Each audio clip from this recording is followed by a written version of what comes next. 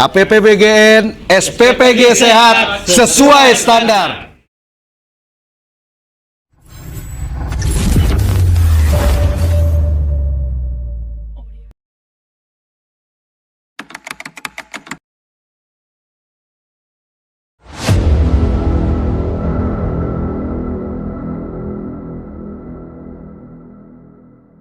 Kali ini, kami mendapatkan keluhan dari salah satu warga desa Pusakasari, Kecamatan Leles, Kabupaten Cianjur, yang menghubungi call center kami, terkait limbah dari salah satu SPPG yang beralamat di Jalan Mulia Sukarama, S1 RW 1, yang dianggap mencemari lingkungan setempat.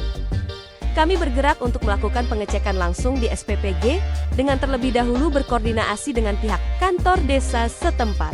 Karena sebelumnya, warga melalui staf desa, sempat meminta SPPG tersebut untuk membenahi sistem pengolahan limbah dapurnya. Namun belum ditanggapi dengan serius oleh pihak SPPG.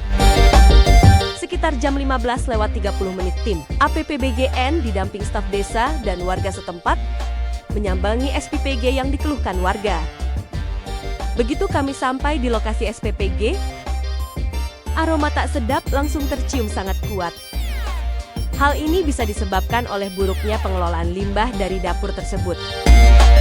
Sebelum memasuki area kantor SPPG, lantai dapur terlihat becek dan kotor, bekas tapak alas kaki.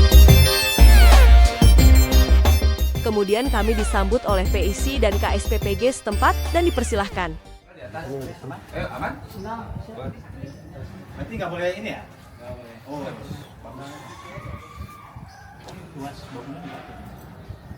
250, 300 kurang ya. Ada 2 motor 1 Pak. Ya, kan ada nih daerah-daerah yang kosong, yang rawatnya jembatan gantung itu. Nampak saat kami berbincang di luar, ada salah satu staf SPPG yang keluar dari ruangan. Menggunakan sendal yang nampaknya khusus digunakan di dalam ruangan, dipakai menginjak lantai luar. Saat tim memasuki ruangan dapur, pihak SPPG tidak memberikan APD berupa masker, sarung tangan, tutup kepala. Dan para karyawan serta kepala SPPG-nya pun memang tidak melengkapi diri dengan APD. Akhirnya kita bisa merasakan langsung aroma tak sedap di dalam dapur tersebut.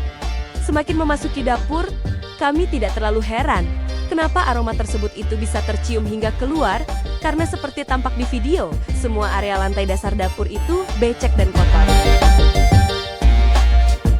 Belum lagi kami tercengang melihat proses pencucian ompreng yang dilakukan secara konvensional oleh para karyawan yang tak memakai APD sebagaimana standar dari BGN. Di ruangan pencucian dengan kotoran sampah limbahnya yang dibiarkan berserakan di sudut ruangan.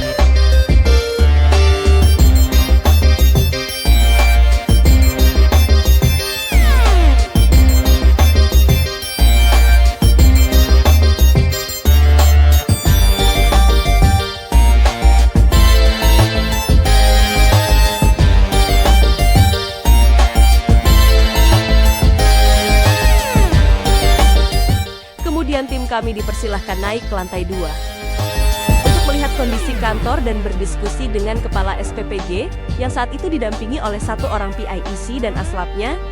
Dinding lantai 2 tempat kantor itu terpasang sangat besar spanduk salah satu anggota DPR yang dalam diskusi selanjutnya, kepala SPPG menginformasikan bahwa dapur itu dimiliki oleh anggota DPR tersebut. berapa jumlah ininya? Penerima manfaatnya? 3.200. 3.200. Cepat cover semua ya? Alhamdulillah. Soalnya gini Pak, kita kan dapur itu terbatas. Kan Ya. hanya ada 3. Bahkan ini pun banyak sekolah-sekolah yang pengen dapat. Oh, Kita yang masuk. Iya, tahan-tahan dulu lah gitu sih. Saya Muhammad Hujan. Saya dari Aliansi Pemantau Program Organisasi Nasional. Saya sebagai wakil ketua umum. Kemudian ya salah satu tugas dan fungsinya adalah memang mengawal program ini supaya di lapangan itu bisa sesuai dengan apa yang dicita-citakan oleh Pak Prabowo sebagai presiden kita kan gitu. Nah, tentunya karena program ini program baru itu masih banyak plus minus, banyak kekurangan dan kelebihan dan sebagainya. Makanya evaluasi kan terus-terusan dengan seperti awal penunjukan itu kan bagaimana kemudian konteksnya kuantiti bukan kualitas, ini bagaimana supaya tersebar. Tapi sekarang 2026 itu udah mulai difokuskan pada kualitas. Ya, kan? Makanya SPPG mungkin nanti akan dilakukan pemantauan secara berkala. Nah, posisi kami itu membantu sebagai mitra gitu. Bahkan sebelum saya turun ke lapangan, saya sudah minta izin ke kepala badan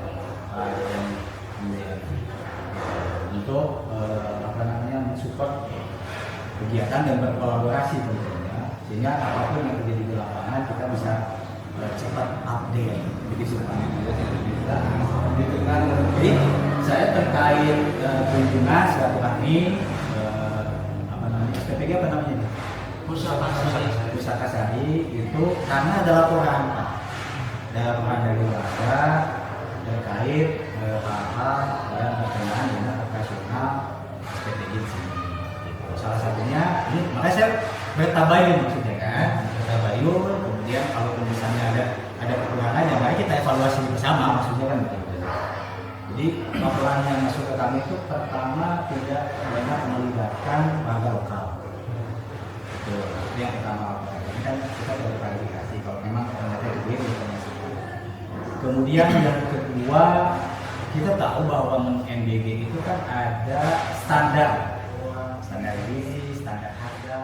Dalam diskusi dengan Kepala SPPG setempat kami sampaikan keluhan-keluhan warga terkait buruknya pengelolaan limbah dan minimnya keterlibatan masyarakat setempat untuk ikut berpartisipasi dalam kegiatan SPPG. Kemudian kami juga menjelaskan bahwa APPBGN sebagai bagian dari civil society yang secara khusus ikut serta melibatkan diri untuk mengawal program makan bergizi gratis yang digagas oleh Presiden Republik Indonesia, Bapak Prabowo Subianto, agar program ini bisa berjalan sebagaimana mestinya. Dan kegiatan kami ini telah mendapatkan dukungan langsung dari para petinggi BGN, yaitu dari Wakabadan dan Kabadan. Bapak Dadan Hindayana. Pertama kali dapat SK itu kan saya dapat tuh di Leles nih.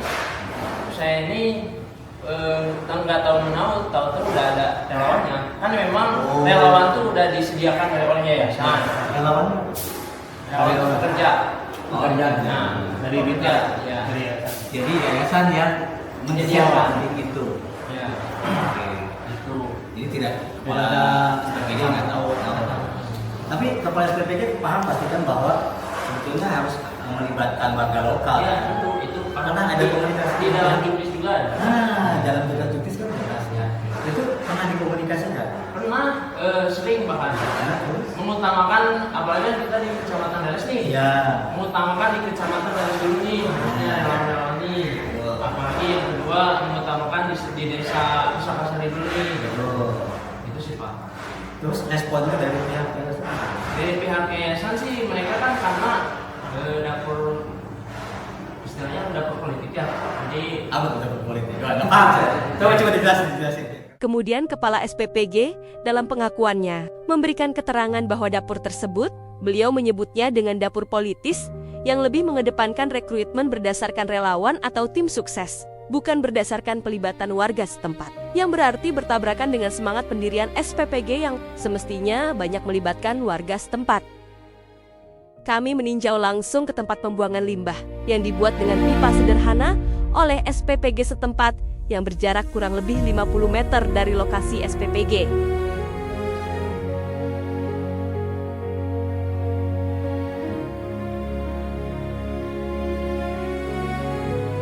Dan akhirnya pemandangan yang sama sekali tidak memanjakan mata terlihat jelas ada kolam kecil yang menampung genangan limbah dapur yang beraroma tidak sedap. Inilah keluhan masyarakat selama ini yang disampaikan kepada pihak kami selaku APPBGN Aliansi Pemantau Program Badan Gizi Nasional dari pantauan kami di lapangan.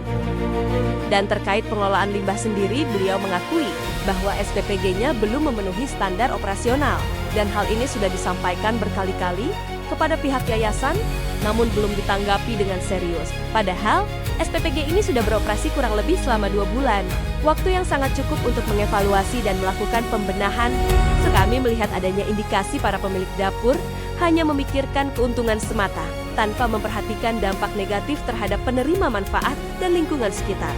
Ini menjadi presiden buruk yang dapat merusak program mulia Bapak Presiden, yang bertujuan untuk meningkatkan status gizi dan kesehatan masyarakat, khususnya anak sekolah, balita, dan ibu hamil atau menyusui, untuk menekan angka stunting serta malnutrisi di Indonesia.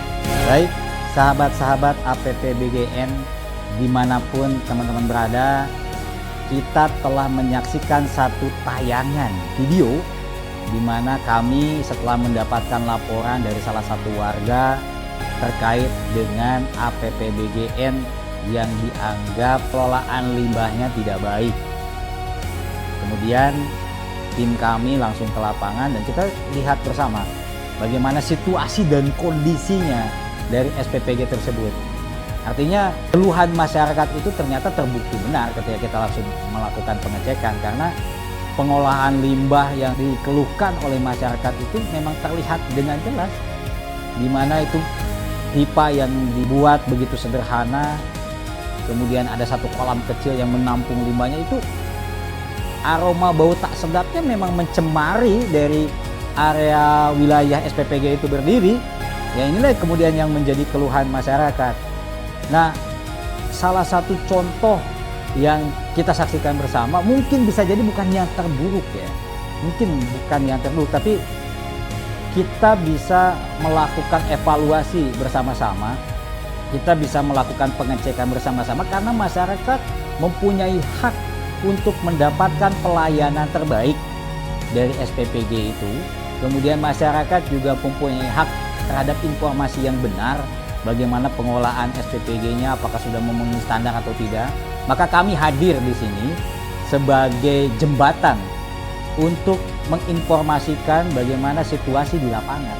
Sekarang coba teman-teman bayangkan bagaimana mungkin makanan yang bergizi bisa diproduksi di dapur yang higienitasnya tidak terjamin, yang kemudian pengelolaan atau suhu ruangannya tidak terkontrol.